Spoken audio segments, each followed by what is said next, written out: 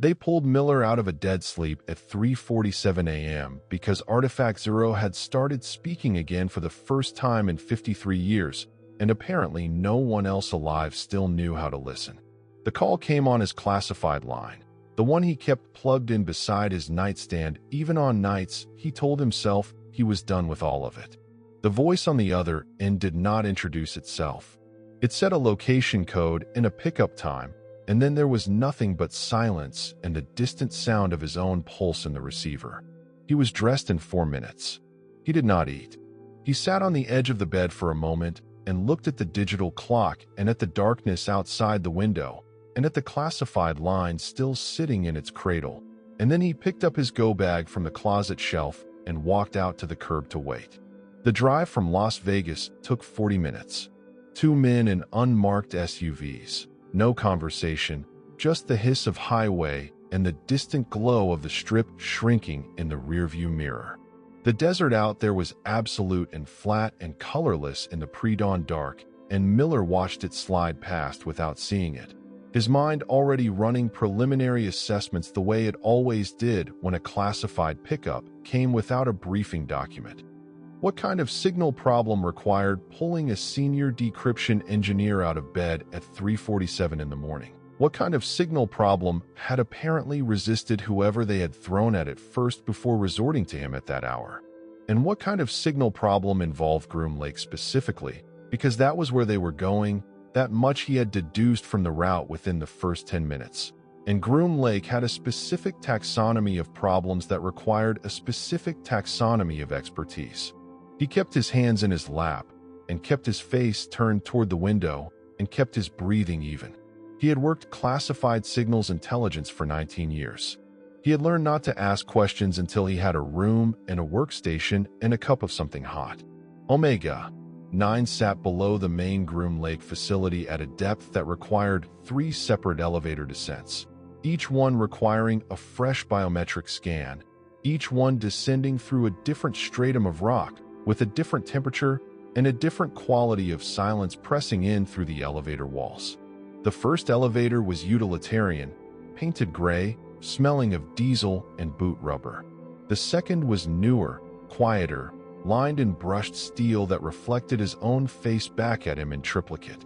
The third was the oldest of the 3, a cage model with exposed hydraulics and a control panel that looked retrofitted sometime in the 1980s. And it moved slowly enough that Miller had time to notice the way the rock changed beyond the gaps in the cage wall. Damp limestone giving way to something older and darker and more compressed, a geology that did not belong to the Holocene. That elevator smelled of rust and something sharper, ozone, burning polymer, the particular acrid bite of overloaded electrical conduit that has been running at capacity for too long. By the time the doors opened on the final level, Miller's throat felt raw and his eyes felt gritty, and the back of his nasal passage carried a taste like old copper. The bunkered corridor was white and long and too bright, lit by fluorescent panels running in a continuous strip along the ceiling that cast no shadows and produced a faint secondary hum layered beneath the deeper, constant groan of the ventilation system.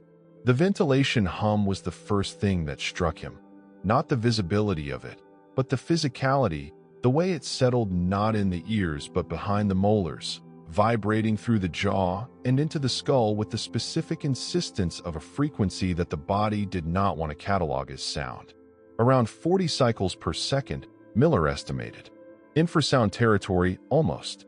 Just above the threshold where it stopped being something you felt and started being something you heard. His chest felt slightly strange. He took a slow breath and attributed it to the elevator descent. A technician named Hooper met him at the security checkpoint. Hooper looked like a man who had been awake for a very long time and had made peace with it only recently. He handed Miller a badge on a lanyard, a cup of coffee in a foam cup, and a single manila folder with a classification header that Miller had to read twice because he had not seen that particular clearance tier outside of a training document. When did it start? Miller asked. 18 hours ago. New signal type. Nothing in any previous catalog. Hooper walked beside him down the corridor, his shoes making no sound on the sealed concrete. The duty team flagged it at 11:30 yesterday morning. We had 4 senior analysts on it within the hour. None of them got anywhere. 2 of them got to the outer encoding layer and hit a wall they couldn't find the edge of. The other 2 said the structure wasn't consistent with anything in the Xenosignals literature. It's not, Miller said. He had the folder open and was reading the first page without slowing his pace. The literature doesn't go deep enough. Hooper glanced at him but did not ask the follow-up question that the response had clearly invited. Miller noted this and filed it. The folder contained a signal printout, 7 pages of dense formatted data, frequency maps, amplitude charts, temporal distribution plots. Miller looked at the first page for approximately 4 seconds, then looked at the ceiling of the corridor, specifically at a water stain in the shape of nothing in particular just above the 3rd light panel, and then looked at the page again. The outer encoding layer that the other analysts had described as a wall was not a wall. It was an interface. The difference was significant. He did not say this out loud. He folded the file under his arm and followed Hooper toward the central lab at the corridor's end. Artifact Zero occupied a room of its own at the end of the corridor, separated from the lab space by 12 centimeters of layered transparent armor, borosilicate composite with a lead alloy lattice running through it, the same material used in reactor observation windows, chosen for its capacity to block both radiation and electromagnetic leakage simultaneously. The room beyond it was sealed and climate-controlled and perpetually lit by a set of recessed overhead lights that had apparently not changed their output since 1974. The artifact itself sat in the center of the room on a raised concrete plinth, and it was roughly the size and shape of a standard oil drum, matte black, with a surface texture that Miller's eyes refused to properly resolve even when he stood directly in front of the window. Not rough, not smooth. Something in between that the eye kept failing to categorize, the way peripheral vision sometimes produced shapes that collapsed into ordinariness when you looked directly at them. The artifact did not collapse into ordinariness. It simply refused to be resolved. He had seen it exactly once before, 17 years ago, during a routine clearance upgrade review that had included a 10-minute observation period as part of the orientation protocol. He had stood in front of this same window for 10 minutes and tried to determine what the surface reminded him of and had arrived at nothing. He remembered thinking that it looked less like an object that had been made and more like an absence, a volume of space that had decided to be solid as an afterthought. The memory was vivid and slightly unpleasant in the specific way that memories are when they involve something the mind wants to categorize and cannot. The lab itself was otherwise aggressively conventional. 8 workstations in 2 rows, institutional black chairs, 2 refrigerators humming at slightly different pitches in the corner, a whiteboard on the far wall, with a conference call number written in blue marker and a diagram of what appeared to be a frequency modulation model in red, partially erased. A coffee machine on the counter beside the refrigerators. Overhead lights identical to the ones in the corridor, casting the same shadowless flatness. The kind of space that had been designed for function and for function only, where comfort was incidental and aesthetics were not a consideration that had survived the first design meeting. 3 researchers were already at their stations.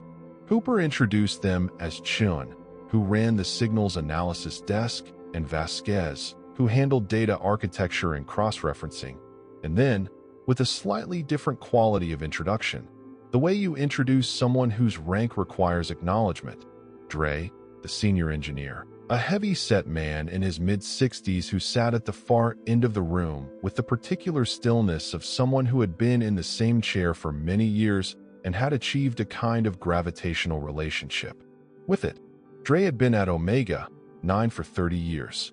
His record, which Miller had been briefed on during the drive, noted 3 commendations for technical contribution and 1 psychological evaluation flag from 1994 that had been resolved with a note that the evaluator had deemed the concerns non-operationally significant. He had gray hair, short and neat. His face had the quality of something that had been weathered for a very long time and had arrived at a final version. He did not stand when Hooper introduced Miller. He reached across the space between their chairs and shook Miller's hand. His grip was firm and perfectly dry. His pulse was visible in the thick vein along the inside of his wrist, slow and deliberate and even. "We have full system access queued for you at Station 3, Dre said. "The quantum decryption array is already running a baseline sweep. We're capturing approximately 40 gigabytes of new transmission material per hour, which places additional load on the processing infrastructure, so you'll likely see some interface lag when you're running intensive operations." "The signal type in the folder," Miller said. "It's not new." Dre looked at him with no expression change. The look of a man who did not commit to a reaction until he had more information. "The modulation scheme," Miller said. "It appears new because the parameters have shifted, but the underlying architecture is the same structure as the background transmission. Whoever analyzed this initially saw two different signals because they looked different on the surface. They're one signal. The object has been transmitting continuously since 1947. It changed registers, like switching from one octave to another." He paused. "The encoding depth is why nobody has gotten through the outer layer. The outer layer isn't an obstruction. It's the first question in a sequence. If you treat it as a wall, you never find the door." Chen made a brief note. Vasquez wrote something on a separate notepad and turned it slightly so that Chen could read it, though Miller was not at the right angle to see what was written. "How long for meaningful decryption output?" Dre asked. "Depends entirely on what's in there. I have a methodology that should work. I need the workstation and I need it quiet." Dre gestured toward Station 3. "It's yours."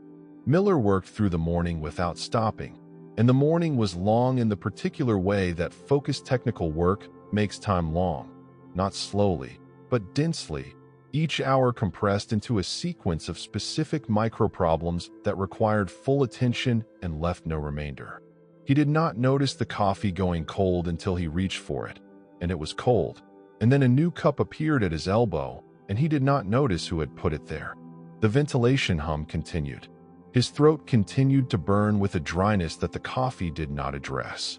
He kept swallowing and kept ignoring it. Around 6 in the morning, he noticed that the overhead light above his station had developed an additional flicker, not a dramatic malfunction, nothing that would have prompted a report, just a subtle modulation in output brightness that was impossible to see directly, but consistently visible in his peripheral vision. A rhythm. He caught himself almost tracking it twice without meaning to, the way you almost hum along with music playing in an adjacent room. He oriented his chair slightly to reduce the angle of peripheral exposure and returned to the decryption queue. The quantum algorithm he had been developing for the past 8 months was built on a theoretical framework that had taken him the better part of a decade to arrive at. The core insight was specific. Certain classes of encoding systems used their own transmission history as a decryption key, which meant that you could not decode message layer N without having already processed message layers 1 through N-1 in sequence. It was a system that required patience. Not just the patience to run long processing cycles, but the patience to understand that the information was organized the way sediment is organized. Each layer comprehensible only in the context of the layers below it, each layer providing the key to the layer above. The implications of this for a signal that had been transmitting since 1947 were considerable. The earlier layers were old, decades old. The decryption engine would need to process all of them in sequence before it could access anything recent. That was by design, not Miller's design, and not any human agency's design, but the design of whatever had constructed the encoding scheme in the first place. He ran the first calibration pass at 6:18 a.m. The system diagnostics returned clean across every parameter. He ran it a second time as a matter of professional habit, because discrepancies between the first and second calibration runs were often more informative than either run individually. And because in 19 years of signals work, he had learned that the second pass was where the data started to have opinions. On the second pass, an anomaly flag triggered in the frequency monitor. The artifact's network query rate, The regularity with which it was pinging the base's internal infrastructure was cycling at exactly 72 events per minute. The flag appeared because the monitoring software had been set to alert on any repetitive pattern in the query frequency, a reasonable precaution designed to catch transmission attempts disguised as routine network behavior. Miller looked at the number. 72. He looked across the room. Dre sat at his workstation with his left arm resting on the desk edge, the inside of his wrist exposed, the thick vein there catching the light. Miller picked up his pen and timed what he saw there. He counted under his breath. 72. He counted again, more carefully this time, giving himself a full 60 seconds. 72 beats per minute. 71. 72. The pen rolled out of his fingers onto the desk. He picked it up. He wrote the number 72 on a notepad and drew a box around it. Then he held it for a moment. The idea that had surfaced, the connection his pattern recognition had made, and he examined it from the outside the way he had learned to examine coincidences that arrived in classified contexts, which was skeptically and without the pleasure that coincidences usually generated. The artifact's query frequency matching the resting heart rate of the facility's senior engineer. This was what pareidolia looked like. This was exactly how a well-trained analytical mind betrayed itself, finding the pattern, assigning it significance, building a structure on a foundation of noise. He had seen this mistake break better analysts than him. He had seen it happen slowly, the way ice melts, imperceptible until the structure was already gone. He crossed the box out and went back to work. By 10 in the morning, the first decryption layer peeled back cleanly, and the depth of what came through stopped Miller's hands on the keyboard mid-keystroke. He sat with his hands hovering, not typing, not moving, just reading what the screen was showing him. He called Dre over without raising his voice. Just said the name once, flat and level. The data underneath was not star charts. It was not propulsion schematics, atmospheric science diagrams of a distant solar system, or xenobiological documentation of a species that no longer existed. The first decoded layer was a database, an enormous, methodically organized, comprehensively indexed database covering the Earth's biosphere from a perspective that could only belong to something that had been watching it for an incomprehensibly long time. Atmospheric data, spectrographic measurements of Earth's atmospheric composition, carbon dioxide ratios, nitrogen fractions, oxygen percentage, argon content, trace particulate matter, including particulates produced by industrial activity, which appeared in the records only after approximately 1800 of the Common Era. The measurements were logged at intervals that Miller estimated, based on the timestamp structure, to span approximately 4 billion years. Something had been watching Earth's atmosphere for 4 billion years and had been keeping records. Beside the atmospheric records, genetic catalogs, complete genomic sequences, thousands of them, indexed by phylum and then by species and then by individual specimen, each entry cross-referenced with a date of sampling and a location coordinate that corresponded, in every case Miller spot-checked, to a specific point on Earth's surface. The oldest entries predated multicellular life. The most recent were dated 3 weeks ago, and then there were the personnel files. Miller recognized the structure before he processed the content. He had spent enough time inside DoD medical record systems to recognize the architecture on site, the nested field structure, the standardized taxonomies, the cross-referencing scheme between individual records and group cohort data. But the personnel files in the artifacts database were not DoD records. They were the artifacts records.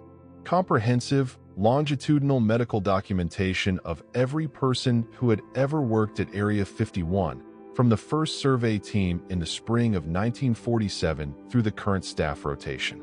Each file contained name, date of birth, blood type, current medications, known psychological stressors, family medical history, genetic profile, and a continuous log of biological measurements stretching across the entire period of each subject's assignment, including hormonal cycles, including stress response timing, including the specific duration in minutes and seconds between exposure to a high-stress auditory stimulus and the return of cortisol levels to baseline, including something the artifact's taxonomy labeled response_variance, which appeared to be a measure of behavioral predictability under controlled stressor conditions, including dietary intake, logged daily. Miller found his own file by searching his employee number. 19 years of entries. His resting heart rate graphed across the full period, showing the years in his 30s when it had been highest, and the steady decline through his 40s as his fitness routine had compensated. His reaction latency scores. His performance under time-pressure conditions, cross-referenced against sleep quality data that he could not identify a collection mechanism for. The way his cognitive processing speed dropped on days following poor sleep and recovered after 3 days of adequate rest, graphed and annotated. Every significant professional failure and how long it had taken his performance metrics to return to baseline afterward. All of it logged. All of it indexed. All of it nested under a parent record category labeled specimen_Miller, D. He was still reading when the second layer finished processing, and the screen filled with the next tier of data. Miller pushed back from the workstation and stood up slowly. The foam coffee cup was beside his keyboard.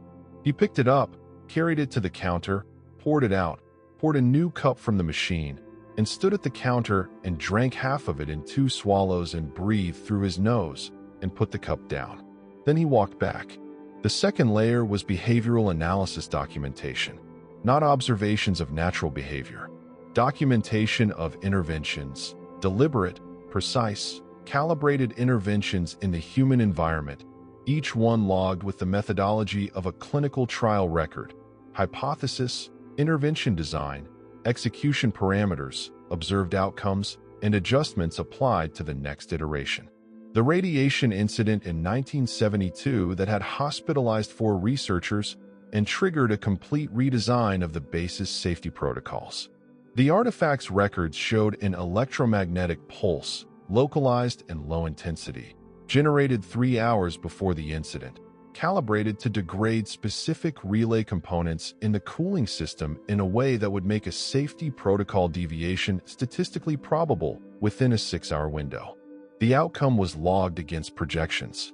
The institutional response, enhanced safety monitoring, expanded protocol documentation, increased biometric logging of personnel health, was logged as a positive outcome under the index infrastructure_expansion. The psychological breakdown of the senior physicist in 1988 that had resulted in his removal from the program, and a complete restructuring of the base's isolation support protocols which had expanded the facility's psychological monitoring capabilities significantly.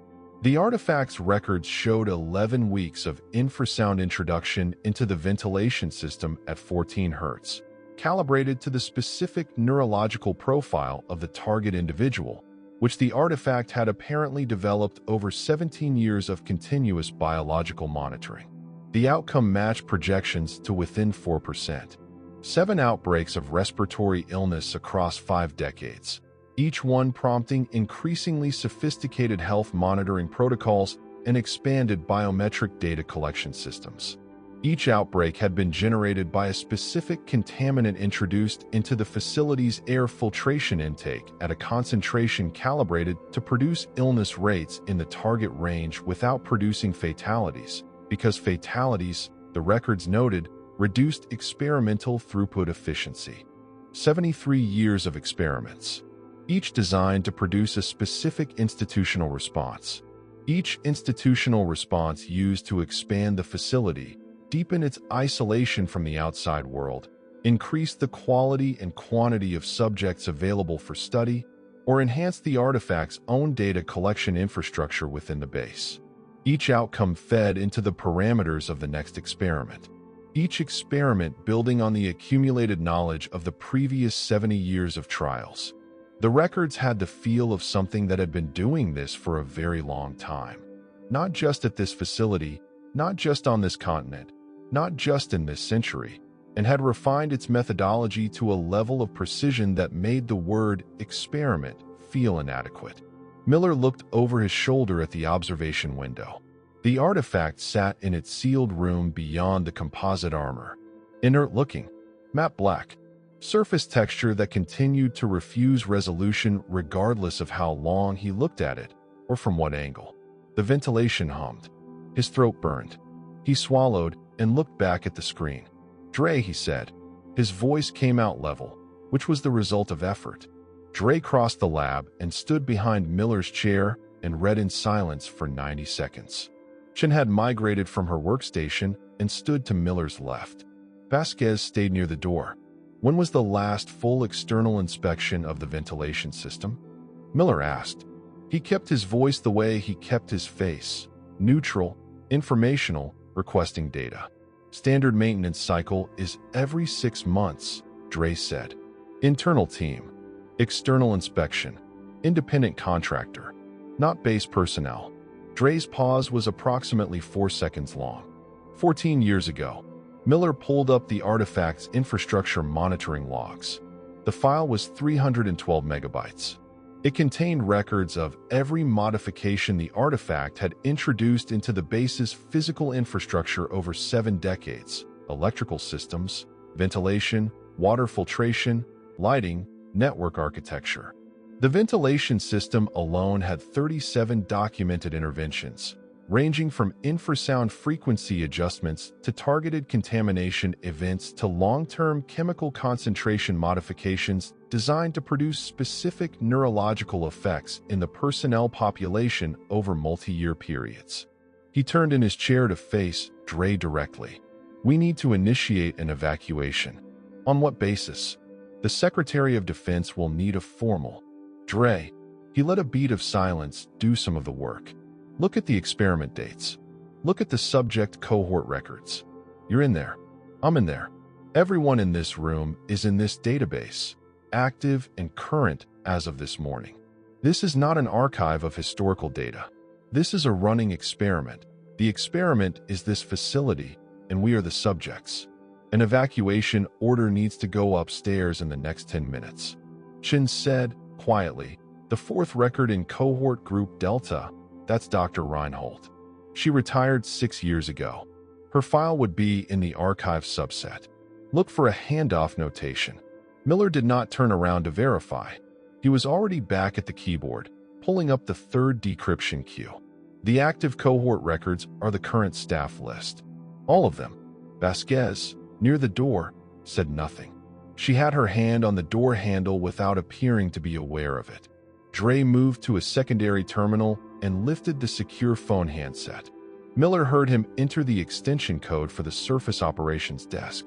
He heard the line click through and then heard Dre say the opening words of a secured verbal report before the quality of Dre's silence changed in the way silence changes when a line goes dead without disconnecting, the background noise simply flattening out into nothing. "I have no signal," Dre said. He was looking at the handset. "Try the secondary line," Miller said.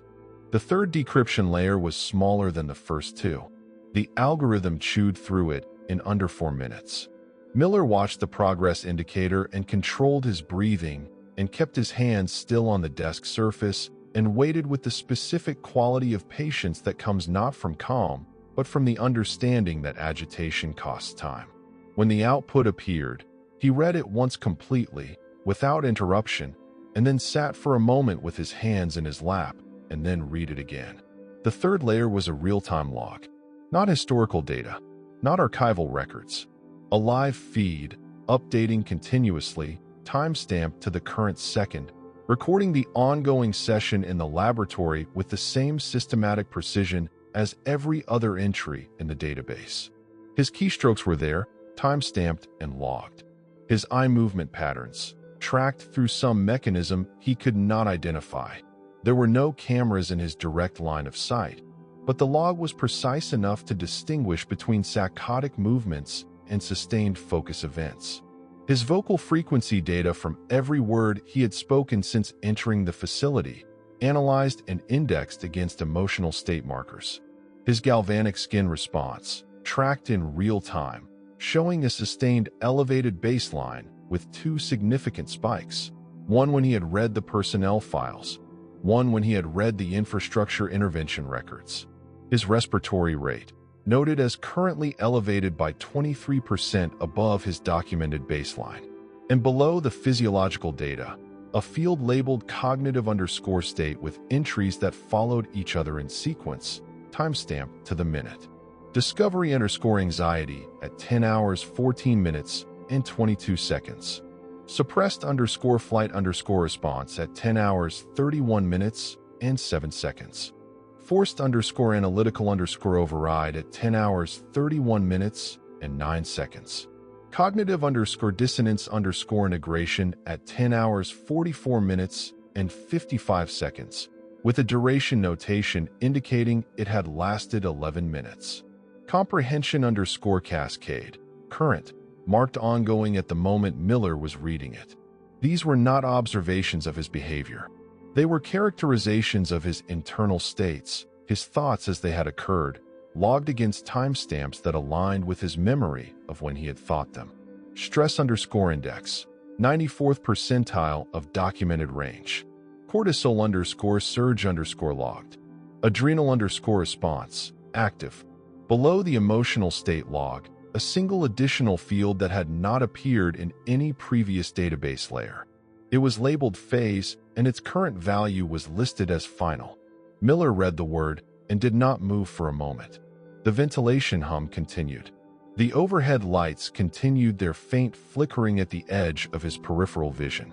His throat continued to burn with that dry, acrid burn that he had been attributing to the air quality since the moment he had stepped off the elevator. He thought about the 14 Hz infrasound. He thought about the contamination methodology documented in the second layer. He thought about the specific neurological effects that low-level chronic ozone exposure produced over multi-year periods in human subjects. And he thought about the fact that the burning in his throat had begun the moment he had stepped off the elevator and had not diminished in the hours since. He stood up. He walked to the observation window and pressed the flat of his hand against the cool surface of the transparent armor and looked through it at the artifact. It sat exactly as it had always sat. The same matte black surface that refused resolution. The same absence-shaped object on its concrete plinth under its unchanged 1974 fluorescent lighting. He thought about the database. For billion years of atmospheric records. A cataloging project that had begun before Earth had a moon, that had watched the first chemical reactions that would eventually produce the first amino acids that would eventually produce the first cell that would eventually produce, after 3.5 billion years of documented observation, the first terrestrial species that could be brought to a contained location and studied under controlled conditions. He thought about 1947, the recovery teams in the Nevada desert, the site selection, the decision to build a facility, the specific chain of intelligence assessments and institutional recommendations that had produced that decision. He tried to recall the sequence as he knew it from classified briefings, who had recommended the site, on what basis, and what data had been feeding that recommendation. It was never recovered, he said. His voice was very quiet, and he was not speaking to anyone in the room. He pressed his fingers harder against the armor until he could feel the seams of his fingerprints against the cold composite. On the other side of the glass, in its sealed room, the artifact did not move. It had, as far as Miller could determine, never needed to. He turned from the window and walked back to his workstation and pulled up the original site survey documentation, the 1946 records, the ones that predated the recovery event by a full year. He read through the chain of decisions. The survey team had been directed to Groom Lake by a recommendation in a subcommittee report. The subcommittee had been responding to a priority analysis from a signals intelligence contractor based in Fort Meade. The contractor's analysis had been derived from anomalous frequency data captured by a listening station in Colorado, which had been detecting a faint repeating signal originating from the Nevada desert since 1943. A signal detected 4 years before the object was found. 4 years of a faint repeating signal of unknown origin, patiently working its way through the intelligence infrastructure, generating exactly the sequence of institutional responses that would eventually produce a team of well-equipped, well-intentioned, well-resourced military and scientific personnel arriving at a specific location in the Nevada desert to investigate an anomalous electromagnetic source. Finding something there. Doing what any well-trained organization would do with an extraordinary discovery. Building a box around it. Staffing the box with the best scientific minds available. Sealing the box from the outside world and pouring resources into it for decades. Ensuring an uninterrupted supply of intelligent, motivated, continuously monitored subjects in a controlled environment with exceptional isolation from external interference. Not a prison built to contain a thing. A culture vessel constructed around an experiment that was still running. Miller sat with this for the time it took to take 3 slow breaths. Then he thought about the personnel files and what they actually represented. Not records of individuals, records of a population. A multi-generational study population, because many of the families represented in the database had multiple members across multiple generations who had worked at the facility. The artifact had been tracking not just individual biological profiles, but heritable traits across family lines. Response_variance scores compared between parent records and child records. Cognitive processing profiles cross-referenced against genealogical data. Stress response patterns tracked across 3 and 4 generations of the same family, with annotations on which patterns bred true and which were environmentally modifiable. A multi-generational breeding and selection study, disguised as a security program, running continuously for 7 decades. With the current phase labeled final. He tried the secure phone himself. The line established and went flat. He tried the secondary line. The same flat nothingness. The Ethernet monitoring terminal showed all external uplinks as active and nominal. The network map showed green across every node. Everything was connected and nothing was connecting. Dre stood at his terminal with the handset still in his hand. He set it down carefully, the way you set down something fragile. Miller walked back to the observation window a second time. He stood in front of it and looked at the artifact and breathed carefully and kept his analytical machinery running the way it was built to run, step by step, one inference following from the one before it. No leaps, no gaps, no assumptions that weren't supported by documented evidence. He had the documentation. He had 73 years of documented evidence. The inferences it supported were specific and they were not ambiguous. The monitoring terminal chimed behind him. One short, clear tone, the kind of sound that indicated a new data output had been generated rather than a system alert. Miller crossed the lab and stood in front of the screen and read the new entry in the real-time log. His comprehension_cascade marker had been updated. A secondary label had been appended to it, complete. Below the marker, in the same clean indexed formatting that the artifact had used for every other entry in its 73 years of records, a new line had appeared at the bottom of the real-time feed. Miller read it once, and then the sound reached him. The sound of the blast door engaging, a single hard clang of electromagnetic locks throwing themselves into their mounts with a concussive force that sent a brief vibration through the floor and through the soles of his shoes, and up through the bones of his legs and into his chest. Chin turned toward the door. Vasquez, who had been standing near it with her hand on the handle, stepped back from it instinctively. Dre looked at Miller from across the room. Miller stood at the monitoring terminal and read the new line a second time. 6 words. The artifact's translation algorithm, his own decryption methodology used against the very output it was designed to read, had rendered them in plain English without ambiguity. Test complete. Specimens ready for harvest. He looked at the blast door. The indicator panel above the magnetic lock assembly had changed state. The green operational light was dark. In its place, a color Miller did not have an immediate name for, not quite red, sitting at a longer wavelength than red, something that the eye received as a warning before the brain had the language to specify why. He looked at it for a moment and then looked away because looking at it directly produced a faint nausea, the specific nausea of encountering a sensory input the nervous system was not equipped to properly process. Then the ventilation system sighed.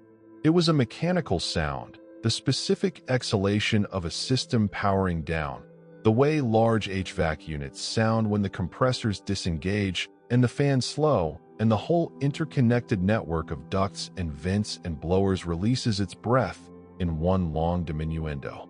And then silence. The first silence Miller had experienced since stepping off the elevator. Complete absence of the 40-cycle hum. Complete absence of the underlying machine noise that had been constant for so many hours it had stopped being something he heard and had become part of the structure of the world. In the silence, his heartbeat was very clear.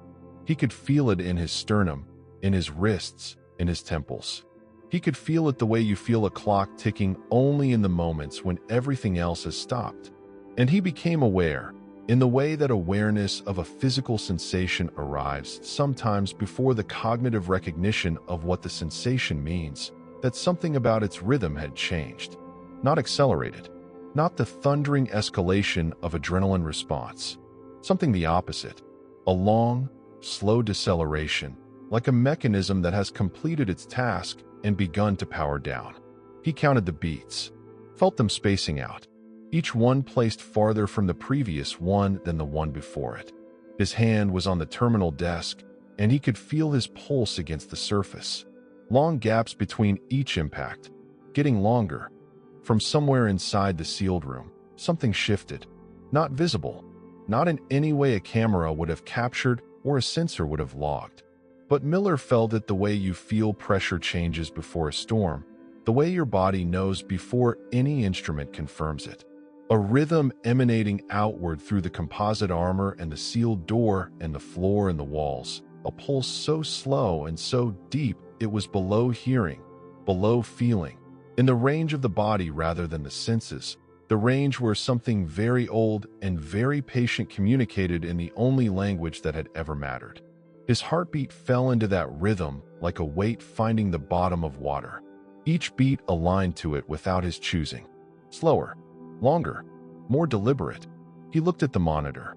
He looked at the last line again, the 6 translated words sitting at the end of 73 years of records. He looked at the door with its indicator light the color of something the eye had no word for. He looked through the transparent armor at the artifact and he thought, in the space between his heartbeats, in the growing interval of silence where a second heartbeat should have been and was not yet, about the question that had no answer in any of the data, about when the doors would open, about what would walk out of them into the Nevada sun, whether the desert would be brighter than they remembered, whether they would remember. His heart beat once. He waited.